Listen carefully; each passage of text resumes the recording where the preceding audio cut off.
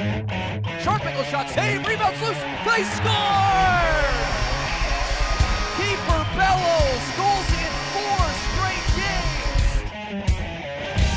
What a goal for Oliver Wallstrom, a highlight reel tally, cross-ice pass, Wotherspoon scores!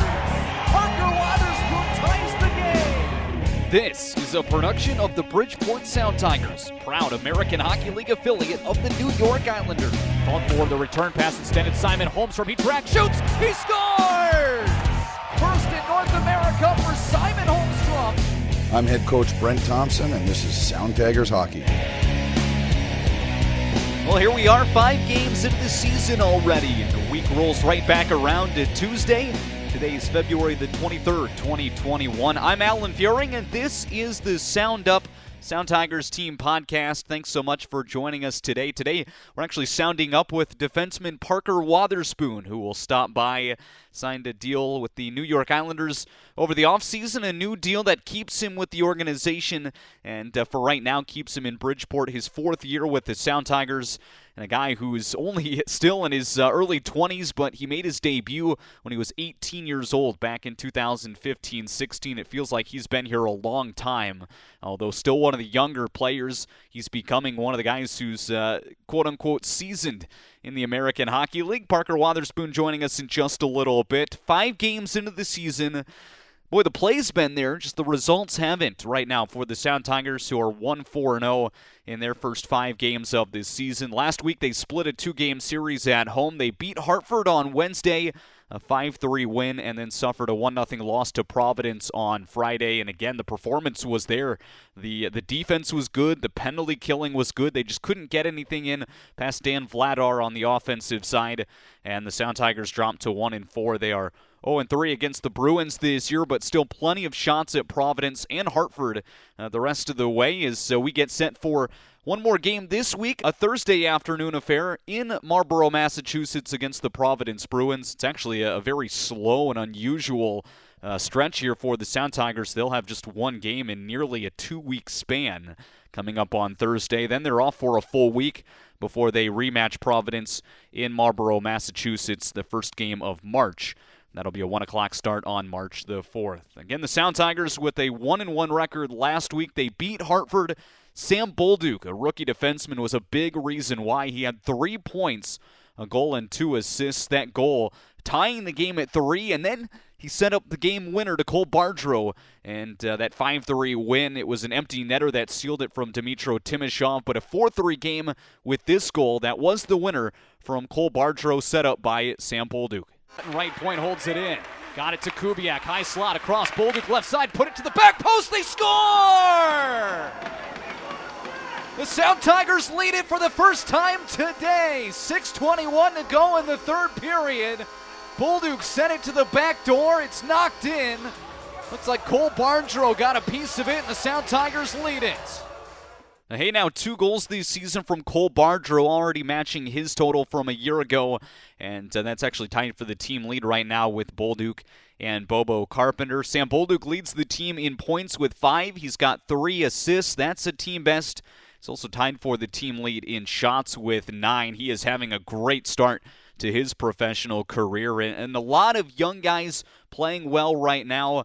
I talked about Parker Wotherspoon. He is still a young guy, although he's now in his 4th full American Hockey League season. He joins us on the Sound Up podcast to break down the first 5 games of the year and maybe what to look forward to, and also some fun things aside from hockey. And Parker Wotherspoon, kind enough to join us. Parker, thanks so much for taking some time. Hope all is well, and looking forward to having you on the podcast. Thanks for having me, Al. Well, anytime. Absolutely. So here we are, 5 games into the season, a few weeks now. Obviously, the results haven't been there. It's not the record you guys want, but what do you build on? What are some of the positives that you guys are looking at right now?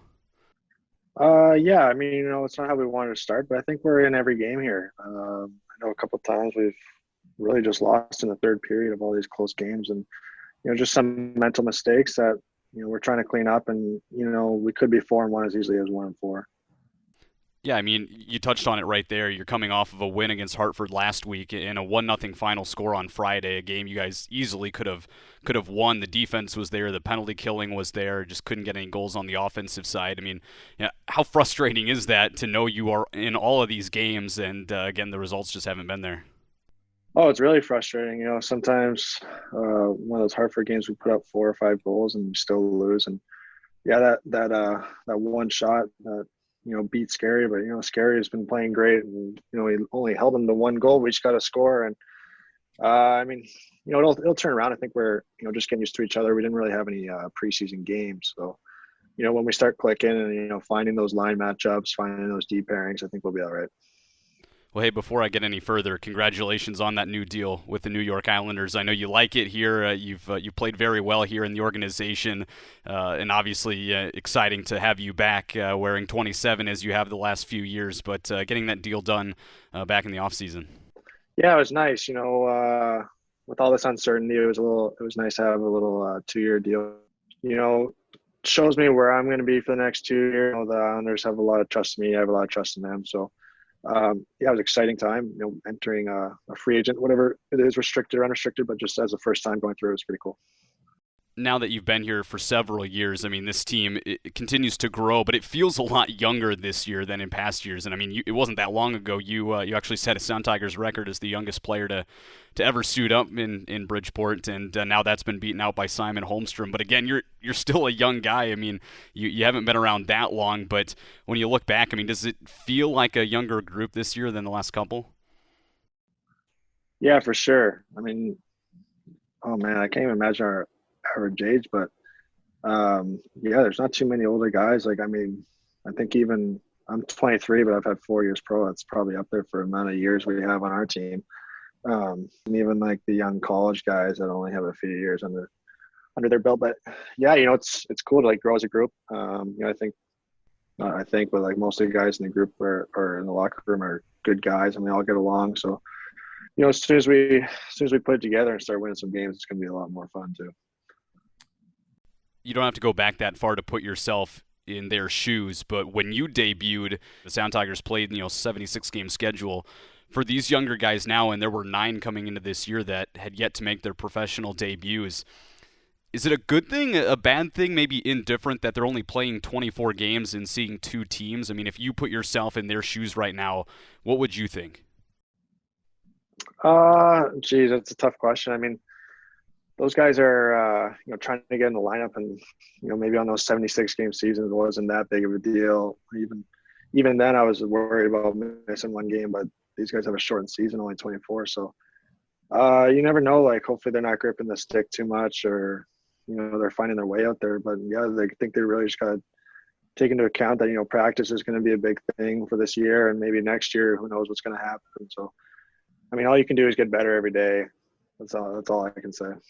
Yeah, I mean, and from a fan's perspective, I mean, that's great insight right there. You just mentioned that you were worried about missing 1 or 2 games when you had close to 80 on the full season. So, I mean, and with this expanded roster, too, I mean, this is an unusually large roster for so many games. I mean, that's a challenge for a player in itself. But, I mean, for the coaching staff, how do you sort out some of these decisions?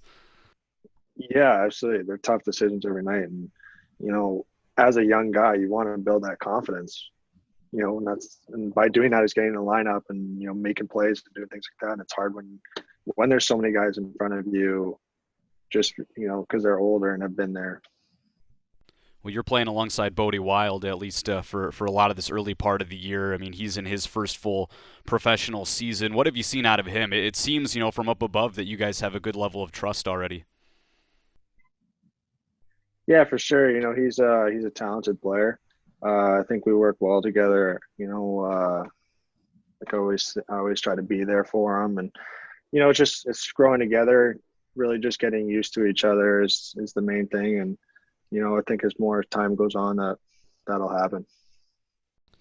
Well, the team, like I said, it hasn't gotten the results, but playing some pretty good hockey. There's a silver lining in there. You're a big part of the penalty kill. That's improved quite a bit here. I mean, 9 for the last 9 when you look back at the last 3 games. And, they kept you guys in it on Friday, and the offense wasn't there. But, you're back. Seth Helgeson's back. Cole Bardrow's a big part of the PK. He's back. you have all these new faces and these rookies, but then at the same time you still have that core group and a lot of the same guys you had from last year. Imagine that, makes it fun to come to the rink for one, and for two, you've got that trust already in place that you've had with some of these guys from the last few seasons. For sure, for sure. Those guys on the PK there pretty well. Like Helgi's been there. He's been doing it his whole life, really. And like Cole and Kubiak there, they're working off each other so well. They've been doing it for a long time. I think they even go back to the Cornell days of probably penalty killing together. But yeah, it makes it easier when you know what someone's going to do. You just read off them. Like I always know how he's going to be there. Same for me with him. Like I'm just going to be there supporting him. And then we may have struggled one of the games with our PK, and then after that, we really dialed it in, committed to it. What kind of captain is Seth Helgeson? Seth's the man. Yeah, he's a beauty. No, he's a good captain. He has respect from the room. The leader. He's going to bring it every single night, and that's expected for all his years. So, coming in the season, I think we were all expecting him to be captain because of his leadership. Talking with Parker Wotherspoon here on the Sound Tigers team podcast. What's it like seeing only two teams all season? Yeah, it's pretty crazy. I mean, to think about it, like it's really just extra long playoff series, playing the same teams every night. But we do a good amount of, spacing it out as we play Hartford, then we'll play Providence. But yeah, you definitely get to know the other team. It is different. It does suck a little bit because you want that variety, but we're dealing with what we can deal with, and no, I think it's good. I think as soon as we start stringing some wins together, I think we should be okay against these guys. On a personal note, are you bummed you're not seeing Lehigh Valley this year? Yeah, definitely. I'm missing that trip and seeing my brother, and yeah, those are good games because for me, those are get up a little bit more for those ones. Get a little bit more ramped up. And we'll touch on your relationship with your older brother, Tyler Wotherspoon, here in just a minute, but that seemed like a good place to fit that in. And I'm also curious, Parker, at the start of the season on these podcasts, I was talking to a bunch of different guys, and from my vantage point, it kind of seemed like, yeah, you only play these two teams, Hartford and Providence, but it's great for development in the fact that each of these games, feel like playoff games. They're all 4-point swings within the division, but you start to see these teams so many times that the intensity ramps up a notch every single time you play them.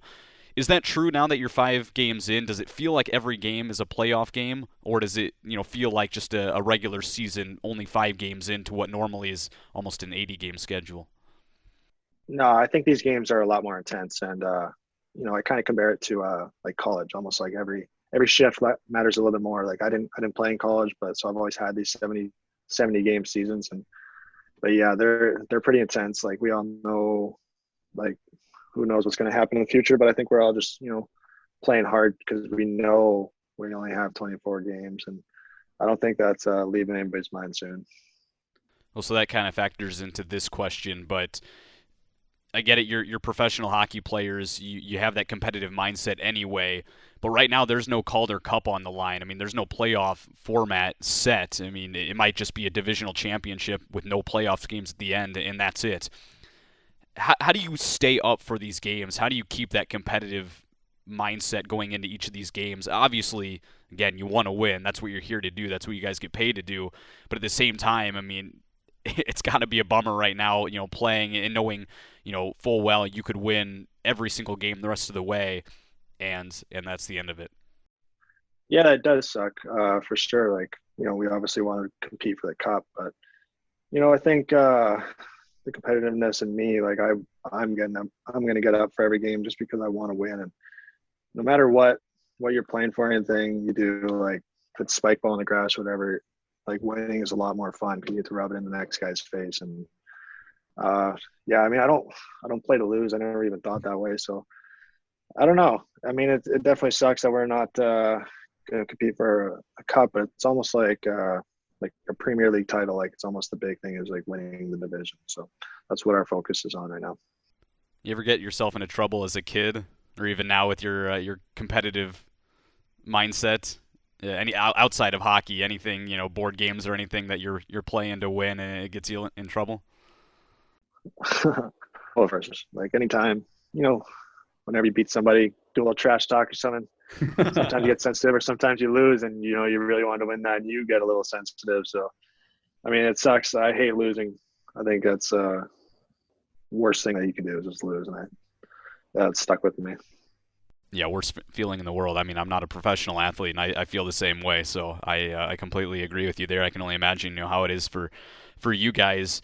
You're obviously living here in Connecticut during the season with a couple other guys on the team, and I imagine there's some things that you do, especially now in quarantine when you can't go out and about and do a lot of other things. Do you guys have little competitions, between you and some other guys there in the quarters where you're living? Yeah, of course. They're all great guys. So that's what makes this whole situation a little bit easier. But yeah, we get into we played some cards to start off, and then we got into this new board game called Catan. I mean, maybe it's new to me, maybe not so new out here. I'm not sure. I've never heard of it before, but yeah, we've been playing that every night, and it gets pretty competitive. I think Mason beat us last time, and everyone was pretty upset because he's won the last couple ones. So we're gonna just have to start targeting him and figure out a way to win. Me and Vandy haven't gotten on the board in this game yet, so we're getting a little angry, and the competitiveness is getting ramped up in the house for sure. Yeah, it surprises me. You guys are usually pretty good at those games. I know on like bus rides and stuff. So. Oh yeah, we play quite a bit of cards on the bus, and there's always those grizzled bets like Helgi, and Mason's pretty good. Well, obviously you guys have a really good relationship there, especially the guys who have been around for a few years. And I know you have a good relationship with a lot of guys on Long Island too. I mean, you were one of the guys who was over there for training camp in January. When you made your debut in 18 years old and some change, the youngest player ever at the time for Bridgeport. I mean, you were with guys like Ryan Pollock, Adam Pellick, Michael Dalcole, all of those guys who are now up with the Islanders. Scott Mayfield in there as well. How would you describe your relationship with some of those guys over there? And maybe when you go over to Long Island for a camp, who are you talking to the most?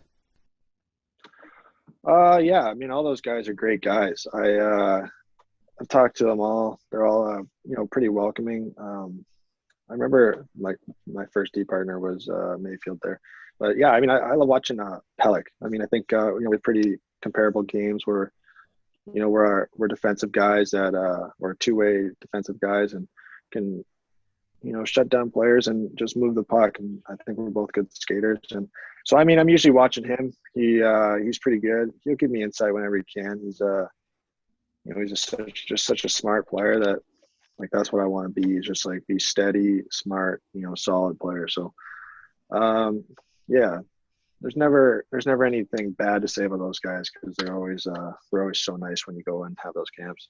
Well, a couple of things there. Do you guys try to make a point to watch the Isles games when they're playing? For instance, Monday night, we're recording this podcast on a Monday, putting it out on Tuesday, but a Monday night game over at the Coliseum. I mean, are you guys at the house making a point to pay attention to those games? For sure. I mean, being in the area, we get every single one of their games on MSG. So we always throw them on, see what's going on, see what we can learn while we're watching or playing cards or whatever, and just having dinner. And it's interesting to see, how those guys are doing. Like obviously, a lot of those guys, I've been around them for so long, so it's good to keep up with them and see how they're doing.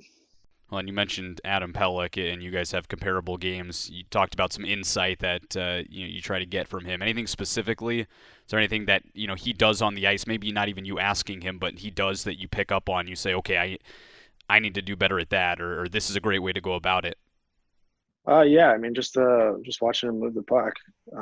He doesn't do anything fancy, and he's such a smooth player that I want to be as detailed as he is in those situations and be as solid as he can be.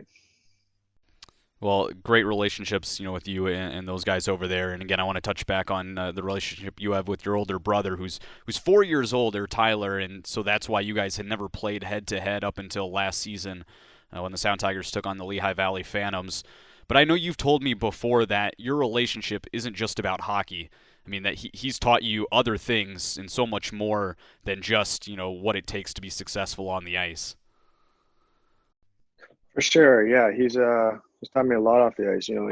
He talks about how you got to have a life after hockey, and um, anytime I need something, like he's sitting there willing open arm to bring me in and talk to me about it. And like that's what's so great about having a brother that's gone through it all is if I ever need somebody to lean on, like he's there. Because and it might not just be about hockey. A lot of it's about life. Like who knows what could be, if it's something as simple as like woodworking or whatever, working around the house. Like what's a good trick here? He's of course willing to explain and give me advice. Talk about a shoulder to lean on and coming to you for advice. I mean, I imagine you went to him quite a bit for that, and now here in Bridgeport, again, you're one of the older guys, air quotes. You came in so young. In 4 years now, you're still a young guy, but you're one of the quote unquote veterans here in the system. I mean, is it weird for these younger guys who come in that now go to you as an older guy here with the Sound Tigers for advice? For sure, it's a little different because sometimes those guys are coming out of college, and yeah, I may have 4 years, but we're around the same age, and yeah, you just try and help them out. I mean, I think one of the biggest things is leading by example, doing little things right, and then if you're doing those things, somebody's going to follow. And I mean that's probably the biggest way that I lead. And sometimes I get a little snappy at some guys, but I mean that's just from the competitiveness. I think That's a good thing, though, right? it's all yeah. And, somebody always told me when a coach stops yelling at you, then you stop when they stop caring. So. Parker Wotherspoon here on the Sound Up podcast. Got just time for a couple more questions. Everything's so weird right now, not only in the hockey world, but across the country, across North America. I'm sure it's a little bit different at home for you in Canada as well. But, I mean, here in Connecticut, so much stuff is now starting to reopen. But for you guys in a bit of a team bubble, not going out to places like you normally do, what do you miss here in the Bridgeport area? Is there certain things you have done the last few years in town that right now you're just kind of chomping at the bit and wanting to do, but you can't? Yeah, I mean, I think just seeing, like we have a great group of guys, but like just getting out there and having social interaction with people, or just being out, in the public almost. And it's an aspect that I think a lot of people, need in life, is just seeing different faces and having some culture change every now and then. But yeah, we're under lockdown because we know that we only got a few months to do this. So I think our team's been pretty good. We haven't had a case yet. What was your off season like? Yeah, so it wasn't too bad in Canada, like, or at least where I'm from. We had like some of like the lowest cases, so our summers were pretty normal. And then yeah, I got into training, and then because we kept thinking that season was coming November, then December, and it just kept getting pushed. So was just staying ready those whole months. And we had a good group of guys. There's a pretty good base of NHL guys there, so we're working out and skating every day. And we had some played a lot of 3-on-3 and got some competitiveness, which is pretty fun. I actually enjoyed the summers a lot this year, even though that during the pandemic, because it could have been a lot worse. But for me, I was pretty lucky. Well, Parker, before we let you go, and thanks so much again for taking some time to join us, your favorite memory with the Sound Tigers so far in your career, which again spans all the way back to 2016 when you debuted as an 18-year-old. What's something in there that stands out right now at the moment that's one of your best memories? Geez.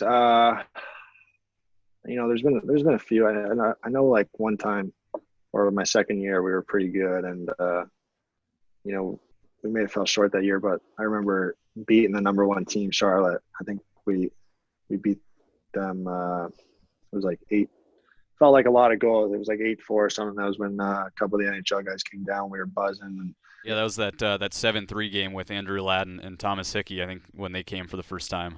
Yeah, exactly. And that was when we realized how good we were. And I think we listed off like quite a few wins there. And I just remember that being a great time in my life. It was a lot of fun. It's a lot more fun when you're winning. And I think we've strayed from that. And hopefully we get back on that wagon. I miss it. Got another shot at it here this week on Thursday against Providence, and then was going to say a lot of hockey left. Unfortunately, this season it's a little bit different. The games are already starting to count down, but we'll look and see what happens in Marlborough, Mass on Thursday, and hope you guys get back in the win column. Awesome. Thanks for having me on.